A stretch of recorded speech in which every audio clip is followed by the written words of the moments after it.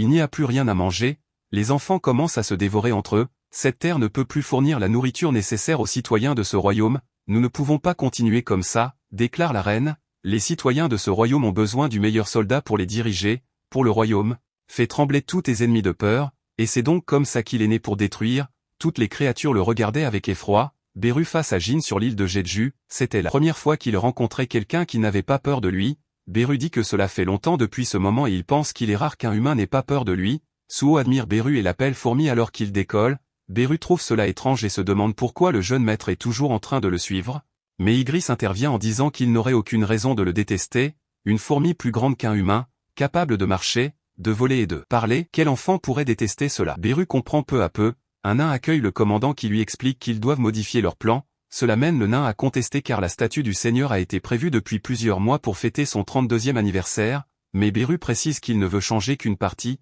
en donnant ses instructions, le nain confirme que c'est possible, cependant, il faudra beaucoup plus de main-d'œuvre qu'actuellement, il demande donc à mobiliser les démons du château démoniaque, ce que Beru accepte pendant ce temps, chez Jin, des voyous se préparent, il est expliqué que, à cause de Jinwoo, leur gang a été démantelé, les voyous, surpris de voir qu'il n'y a aucune sécurité, sautent dans l'enceinte, le chef s'interroge sur ce qui est arrivé aux deux autres quand Beru surgit, attrape l'un des voyous, lui fait signe de se taire et explique doucement que le jeune maître vient tout juste de s'endormir pour sa sieste et qu'il n'est pas bon pour un invité indésirable d'interrompre cela. Il connaît ce regard et cette expression, le seigneur le fait confiance et le jeune maître l'apprécie, c'est agréable, mais ce sentiment n'est pas si mal non plus, les proies font toujours la même expression faciale quand elles ont été attrapées par leurs prédateurs, dans l'abîme, les démons dirigent les travaux de construction, le nain demande à Beru ce qu'il en pense, Beru répond qu'il est sûr que son seigneur sera heureux de voir cette magnifique et splendide statue, lorsque le jeune maître pourra mettre les pieds en ce lieu dans un avenir lointain, ce cadeau aura sûrement une grande signification,